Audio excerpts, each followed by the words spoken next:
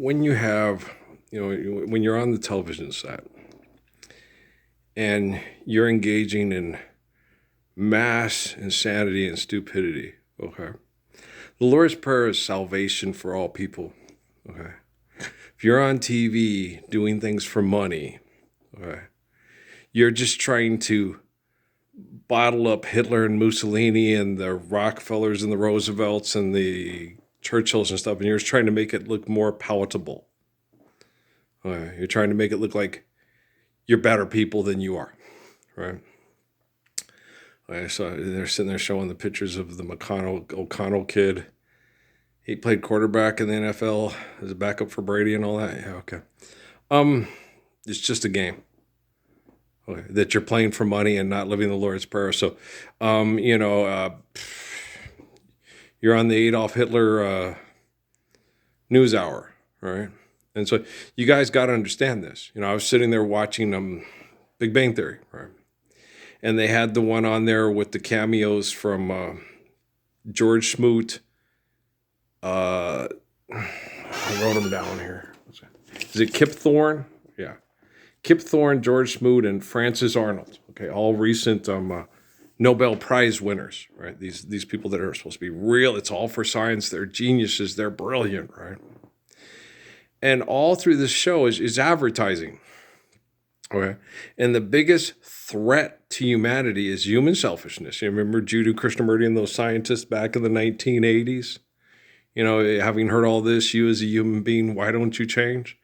And, when Krishnamurti talked with Houston Smith, who my dad has books over there, written by Houston Smith, tells you about Hinduism and Zoroastrianism and blah, blah, blah, blah, blah. And Krishnamurti explained to Houston Smith, he goes, you're trying to quantify a religious life by taking a group and saying this is how the group thinks and works. Everybody's the good Samaritan or the bad Samaritan, but this is how the Samaritans work. He goes, you cannot do that. How many people claim to be religious and claim to believe in Jesus Christ and are Catholics and Mormons and Methodists and Presbyterians? And look at, because it used to be embarrassing to me as a child. Because my grandpa was Irish. I'd watch the 6 o'clock news all the time, and the Irish Republican Army would be blowing up, and they'd be blowing each other up in the name of Catholicism and Protestantism. I was like, what a bunch of mooks. What a bunch of crazy fuckers. That's damned embarrassing as an Irish person, right? Why are you guys killing each other over how, to cross the thing or not to cross the thing? To go to the priest or not to go to the priest? What's the difference between a preacher and a priest? The preacher gets to have sex with his wife, and the priest gets to have sex with the parishioners. And in many cases, the preacher also has sex with the parishioners. If Jimmy Swaggart, Jim Baker, and Tammy Faye Baker. So you see what I'm saying, Earl? Hey. I don't make up the stories. I don't make the news. I just report the news. You know me, right? So we're sitting there and you're looking at these people, okay? And like I told you, when I went to Sierra Vista, I had no clue who Michael Aquino and Antoine LaVey were. I had no clue who Chris Hitchens was, Richard Dawkins, Stephen Hawking, Sam Harris, But when they were tested. This is the guy from the Bible. They knew who I was. Okay. But I had no clue who they were. But they sent people to me saying, you're supposed to be they thought, okay, they told me I had Asperger's or I was savant. Okay.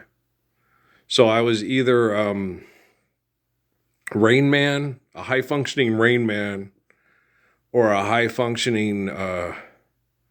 I don't know. Okay. And I'm like, no, I am not Asperger's. There's fun. I say inappropriate things around people. This has been an issue of yours. No, I don't say inappropriate things.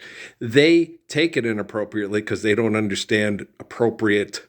Me and Andrew, what's appropriate, right? I understand appropriate better than the people that are studying me and assessing me as being inappropriate. I'm the living embodiment of the Lord's Prayer. Okay. At not even 4 years old, I explained to Spencer J. Kimball that it's wrong to try to use Jesus as a pagan ritual sacrifice to pay for your dirty deeds done dirt cheap because money's real and the Lord's Prayer is an incantation, right? No, they're wrong, right? And mom's like, oh, I think my boy's a genius. And my dad and my sister are still to this day trying, no, Earl, the Spencer J. Kimball is right. Oh, come on, guys. He also said that black people can't get into his magic heaven in his head because of the color of their skin. He's about as right as this stupid Audi commercial on TV with the girl singing and driving in the snow that's all hot, driving back home, driving home. Okay. Are you living in the Lord's Prayer? No. Well, then where on earth can you drive home? That's a good point, Parsons. Of course, I'm the person who's not the genius here. Faithful, that's me. Okay. You know Earl, right? He's the faithful one. So you cannot drive home right now. Okay. I said home. I didn't mean to. This is basically a place where my dad has to still pay extortion, and I'm required to suffer that indignity because they don't want to give us the beauty of the Lord's Prayer, and I'm the living embodiment of it. And we don't have a home because we're not living the Lord's Prayer. When we're living the Lord's Prayer and people get together in a community to build a house for me and Dad to live in, we'll have a home. But until that day, I'll be your man and try to love away your troubles if I can. In the world I used to know, right? And who is to blame for this child of clay, right? And Jimmy Rogers, yeah, one of my favorites, yeah. So, you guys, what I want you to try to do here because, I always told you guys, leave the evil one to me. I wasn't being cocky. I was just saying, I'm in the bowels of hell with all the great world changers and saviors of the world through science over religion, right? And so just leave them to me. I'm the dude that can handle it. I am way better than Keanu Reeves trying to play Jiddu Krishnamurti's likeness in a movie.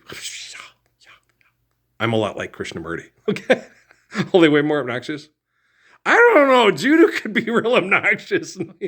He just did it. You guys got to understand, okay, I went to a public school in the United States of America in the 1970s, okay? Rowan and Martin's laughing and all that.